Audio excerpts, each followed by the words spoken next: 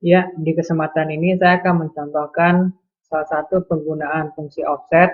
Di sini contohnya adalah dalam pembuatan tabel angsuran pinjaman. Nah, dalam contoh ini saya akan mempraktekkan bagaimana fungsi offset dalam pembuatan cadangan untuk pembayaran angsuran pinjaman. Nanti di sini akan ada jumlah pokok pinjaman, bunga, dan debt reserve account.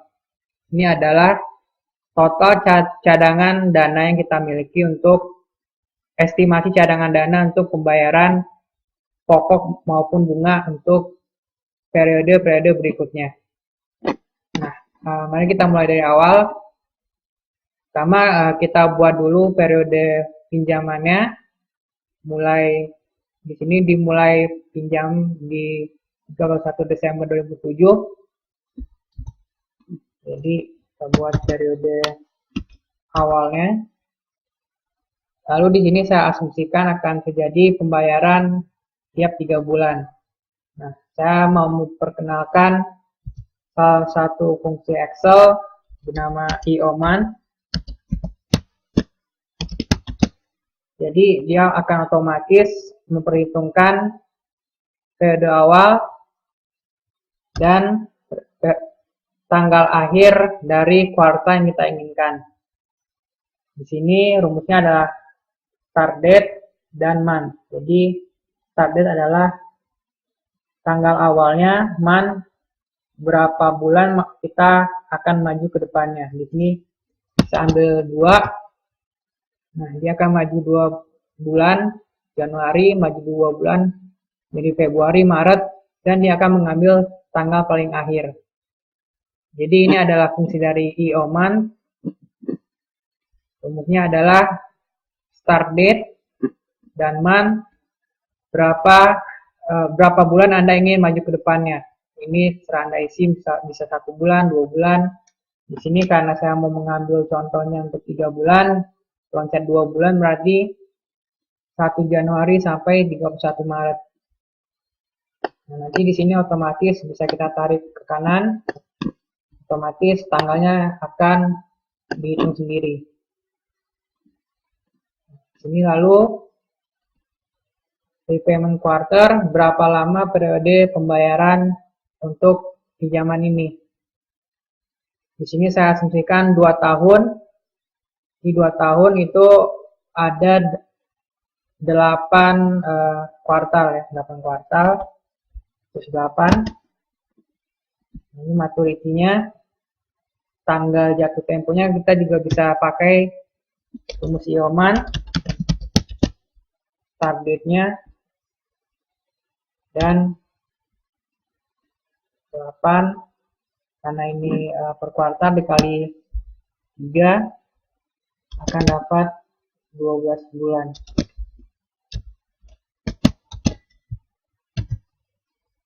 Jadi akan berakhir di 31 Desember 2009. Lalu kita buat berapa jumlah pokok pinjamannya. Di sini saya ingin mengambil angka 475 juta. Ini kita bikin flow-nya, balance-nya, beginning balance-nya.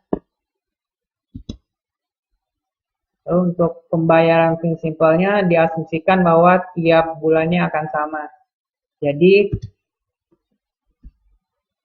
prinsipalnya kita bagi dengan jumlah per kuartalnya. Jadi pembayaran dilakukan tiap 3 bulan.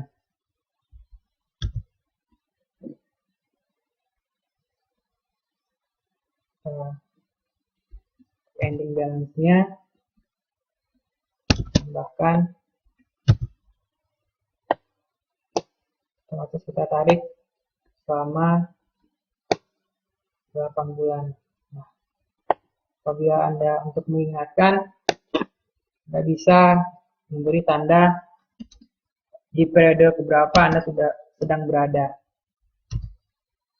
Ini bisa Anda kunci. 8 periode.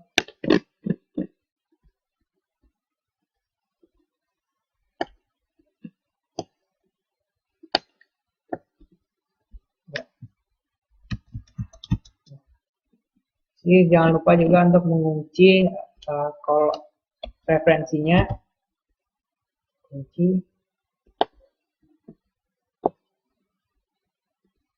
yang didapat pada periode ke-8, jumlah pokok sudah habis, sudah terbayarkan semua. Kita rapikan terlebih dahulu. Untuk pokoknya,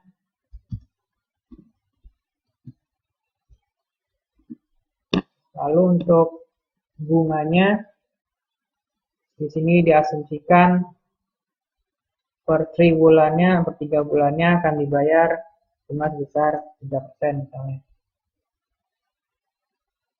Persen, ini kita tarik kanan, jangan lupa untuk dikunci sampai periode ke-8. Nah, bunganya, jumlah nominalnya, jumlah rate bunganya kita kali dengan balance-nya. Ini balance-nya kita bisa beri rangkaian negatif kanan ke jumlah bunga yang harus dibayarkan tiap periodenya. Kita masuk ke debt reserve account. Total debt service di sini adalah berapa jumlah total pembayaran yang kita lakukan, baik itu prinsipalnya ataupun interestnya. Jadi kita tambahkan pembayaran prinsipal dan interestnya sampai periode ke-8, dan ini adalah total yang harus kita bayarkan tiap periodenya. Jadi jumlah antara prinsipal dan interestnya. Nah, di sini di target balance baru kita akan gunakan fungsi offsetnya. Target balance di sini adalah pengertiannya adalah cadangan dana yang harus kita punyai untuk pembayaran hutang kita, baik prinsipalnya ataupun interestnya, untuk jangka waktu ke depannya. Bisa untuk jumlah pembayaran 2 bulan, 3 bulan, sebulan, serah kita mau mencadangkan dananya untuk berapa bulan. Nah, di sini bisa kita pakai fungsi offset dengan sum offset, lalu kita kunci terlebih dahulu referensinya dari mana, karena yang kita akan cadangkan adalah untuk pembayaran bulan ke depan, maka kita kunci di F18 di bulan berikutnya. Dan kolomnya kita isi 0 karena kita tidak akan bergerak maupun ke baris ataupun ke kolom, kita kunci saja dengan 0. Nah, di head-nya kita tuliskan 1 karena berarti kita hanya akan bergerak di satu area saja. Jadi kita tidak akan bergerak ke atas, ke bawah, kanan, ke kiri, hanya di satu area saja. Dan width-nya nanti kita isi di C19. Berapa bulan Anda ingin loncat ke depannya. Nah, ini masih ref. Untuk itu kita isi terlebih dahulu berapa bulan kita ingin loncat. Misalnya 2 bulan. Nah, dia akan menghasilkan perhitungan untuk 2 bulan. Jangan lupa untuk dikunci referensinya. 2 bulan.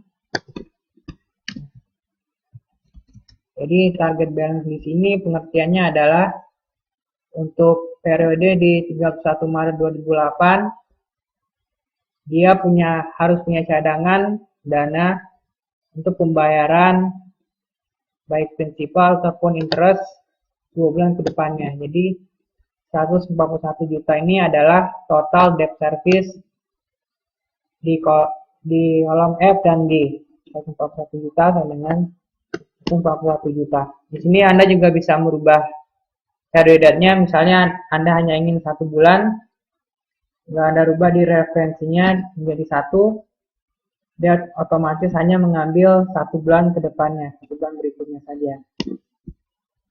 Nah, ini juga penggunaan ini juga bisa lebih fleksibel. Jadi misalnya di sini kita mau merubah-rubah jangka waktu paymentnya atau jumlah prinsipalnya. Nah, di sini misalnya kita ingin merubah menjadi 12, bisa kita tarik samping 12.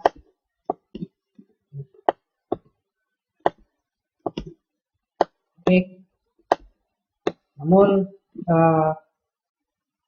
masih ada hal yang harus kita lakukan, karena di sini lihat meskipun benar di periode ke-12 dia akan berakhir temponya di 31 Desember 2010 dan sudah di P11 nampak bahwa sisanya adalah 0.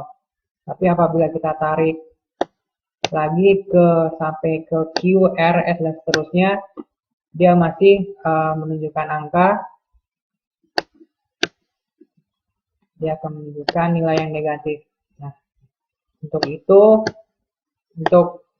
melakukan ini Anda sebelumnya harus menguji terlebih dahulu agar Anda tidak kelebihan membayar, sehingga tidak ada nilai negatif yang muncul. Anda harus menguji terlebih dahulu. Ketika prinsipalnya sudah 0, maka dia sudah harus habis dan tidak bisa ditarik ke kolom Q, R, S dan berikutnya. Nah, untuk cara tersebut akan saya perlihatkan di video berikutnya. Untuk video ini saya harap Anda bisa mengikuti penggunaan dari sum offset tersebut, bagaimana fleksibilitasnya, dan berikutnya akan saya ajarkan bagaimana mengunci agar perhitungan yang kita lakukan tidak melewati batas, tidak mendapat nilai negatif, sehingga kita kunci di nolnya akan habis keseluruhan untuk pembayarannya. Oke, sampai bertemu di video berikutnya.